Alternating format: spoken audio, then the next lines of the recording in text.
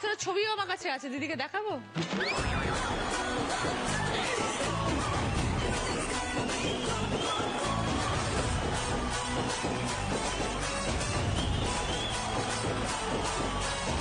কিরম ছিল দুজনের? ছোটবেলা দিদি প্রচন্ড মারপিট, ঝগড়া, চুলোচুলি এগুলো থাকতো। মারপিট করেছি, কিন্তু এখন বড় হয়ে গেছে তো মারপিটটা করি না।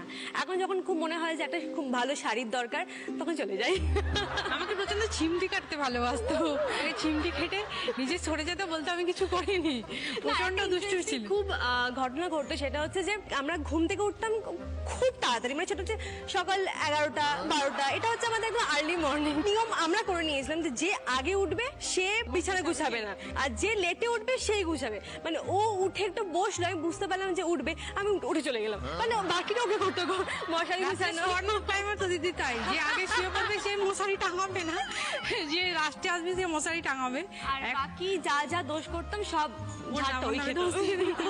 প্রিয়াকে যখন আমরা আলিয়া চরিত্রে দেখতাম তখন দেখতাম প্রচন্ড ঝগড়াটে। হ্যাঁ, তখন ঝগড়াটা ছিলাম, এখন একটু কমে গেছে। মানে এখন একটু ঝগড়া করার টাইমটা মানে কম পাই বাড়ির লোকের সাথে। যেহেতু বিয়ের পরে আমাকে একটু কম পাচ্ছে, সেই জন্য অতটা করে উঠতে পারছে না, কিন্তু সুযোগ পেলেই সেটা ছাড়ে না, একদম চালিয়ে যায় সেই ঝগড়াটা। তো দুজনে তো একসাথে বড় হয়ে ওঠে, একই স্কুল? স্কুল আলাদা ছিল, টিউশন একসাথে ছিল। আচ্ছা, স্কুলটা আলাদা ছিল। খুব ইন্টারেস্টিং হতো যখন একটা আন্টি পড়াতে আসতেন বাড়িতে, তখন আর কি মানে ওই ঘুম থেকে উঠে মানে কে আগে গিয়ে দরজা খুলবে, এরকম একটা ব্যাপার। সব বলতাম তুই আগে যাও, বল তুই আগে যা। কাজটা কে করবে এটা হচ্ছে মেইন ব্যাপার আর কি। যেহেতু আমি বড় ছিলাম ওই জন্য আমার ঘাড়েই সব কাজটা ফেলে দিত, তো এটা নিয়ে একটু মারপিট হতো, আবার ঠিক হয়ে যেত। তা এখন বিয়ের পরে সেই জায়গাটা একটু কম পাই বলে। তো অনেক দূরে চলে গেছো? না, কাছেই, মাঝে মাঝে একটু, কিন্তু একটু টাইমটা হয় না, ও একটু শুটিং এ ব্যস্ত থাকে দিদি, ওই জন্য ঠিক টাইম পায় না। তবে যখন লেট করে আসে বাবা মা চিন্তা করলে আমাকে হয়তো ফোন করলো যে একটু ফোন করে দেখ না আসছে না কেন, ও বল প্রক্সি দিয়ে দিল হ্যাঁ আছি, শপিং করছি, আসছি। হ্যাঁ, আদৌ এলেও না, হয়তো বন্ধুদের সঙ্গে ঘুরে বেড়ালো, খেলো রেস্টুরেন্টে, কিন্তু ওরা বলে দিল তুই একটু ম্যানেজ কর না, ফোন করে এই আসছি বলে কাটিয়ে দিল। তো দুজনের ছোটবেলা থেকে শখ ভালোবাসার জায়গাগুলো কি সব একই ছিল? হ্যাঁ, সেগুলো এক ছিল। এই সেটা হচ্ছে যে কারণ আগের বার বলেছিল প্রিয়া অ্যাডভোকেট, সেখানেও দিদি একটা ব্যাপার আছে, ও বলেছে যে তুই বিয়ে করেছিস কর, ঠিক আছে, সংসার করছিস, যদি কোনোদিন ডিভোর্সের প্রয়োজন হয় আমাকে বলিস, আমি ওটা ফ্রিতে করিয়ে দেবো। ও পড়াশোনা করে অ্যাডভোকেট হয়েছে, তুমি কি করেছো? শুধু আমি দিদি এসআই টিচার। ওকে, আমি হায়ার সেকেন্ডারি বোর্ডে এডুকেশন পড়ে, বাট আমার একটা ছোট্ট প্রিন্সেস আমার সাথে এসছে, এখন দিদি আমি লিভে আছি।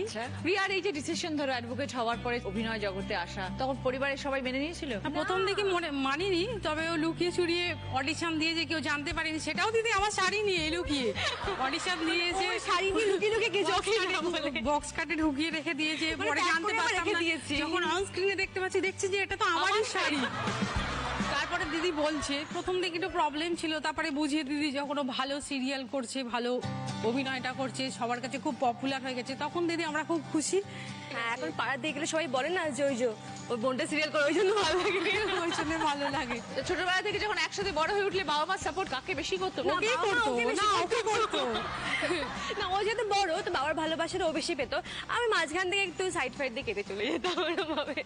সুতপার তো বিয়ে হয়ে গেল, এবার ওর জন্য পাত্র খোঁজা চলছে, জি বাংলা যদি আমাদের জন্য জি বাংলা যদি পাত্র খুঁজে দেয় দিদি তাহলে খুব ভালো হয়। ও বলছে পাত্র খুঁজে পেয়ে গেছি, ও সেটা লুকিয়ে যাচ্ছে, বলতে চাইছে না, কিন্তু আমরা চেষ্টা চালিয়ে যাচ্ছি। খুব শীঘ্রই পাত্রের ছবিও আমার কাছে আছে, দিদিকে দেখাবো?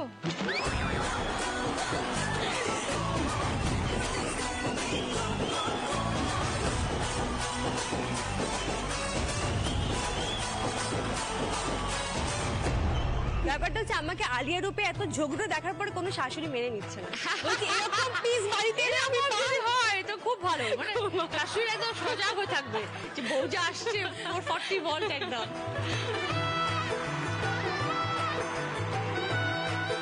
অভিনয় সবকিছু ওকে বলো কোনটা ভালো হচ্ছে, কোনটা ঠিক হচ্ছে? ভালোগুলো খুব কম বলে, খারাপগুলো বলে এটা করেছিস, আচ্ছা ওই শাড়িটা কি ছিল, ওটা কি শাড়ি ছিল ওটা বলতো, মানে জুয়েলারি শাড়ির প্রতি ভালোবাসাটা একটু বেশি। বোন কি পড়ছে, বোন কি পড়ছে, হ্যাঁ। আচ্ছা ওই শাড়িটা কি তোকে দিয়ে দিয়েছিল না, রেখে যাওয়া, তুই ফেরত দিয়ে দিচ্ছিস আবার? প্রিয়া মোটামুটি একটু সংসারই গুছিয়ে গেছে, সবকিছু রাখে, একটু অগোছালো আছে দিদি, একদমই করতে চায় না। এইবার বিয়ে হবে সব ঠিক হয়ে যাবে, মানে ও এসে মাঝে মাঝে একটু গুছিয়ে দিয়ে যায়, তারপর আবার ওটা চললো, স্টকে থাকে, আবার এসে আবার যখন কোনো কিছু খুঁজে পায় না তখন চিৎকার করে এটা কোথায় রেখেছিস, ওটা কোথায় রেখেছিস, তুই কেন করেছিস, মানে সবকিছু জোরটা আমার উপরই দিয়ে চালিয়ে, যেহেতু বড় বলে ওই জন্য জোরটা আমার উপর দিয়ে দেয়। খুব ভালো থেকো প্রিয়া সুতপা, খুব ভালো লাগলো Thank you, দিদিকে দিদি। একসাথে দেখে। All the best. Thank you. Thank you. এবার সকলের জন্য কি খেলা আসছে আমরা দেখব। খেলাটা বুঝিয়ে দিই। এখানে অনেকগুলো কমলা লেবু আছে। একজন বোন মোড়াতে বসবে, মাথায় কমলা লেবু ব্যালেন্স করে রাখবে। আরেক বোন রাবার বল দিয়ে টার্গেট করে কমলা লেবুকে মেরে ফেলতে হবে। বল লেগে যেন কমলা লেবু পড়ে। 1 মিনিটের মধ্যে যে সব থেকে বেশি সংখ্যায় ফেলবে সে 20 পয়েন্টস, আবার 15 পয়েন্টস, 10 পয়েন্টস, 5 পয়েন্টস। প্রথমে খেলতে আসছে প্রিয়া এবং সুতপা। এসো।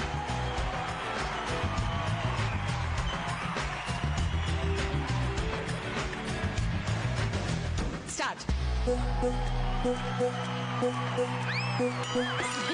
আপনি আবার রেখে দাও, আবার রেখে দাও। ছেড়ে দাও, নেক্সট নাও।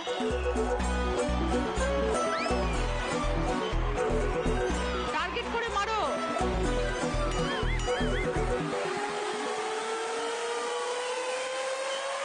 ও গড, কোথায় মারছো প্রিয়া? ভেরি গুড, একটা হয়েছে।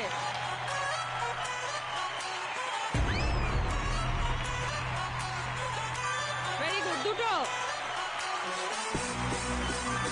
তিনটে। লাগ, লাগ, লাগ। লাগ। ও গড, নিচু করে নিচু করে নিচু করে চারটে। নিচু করে নিচু করে।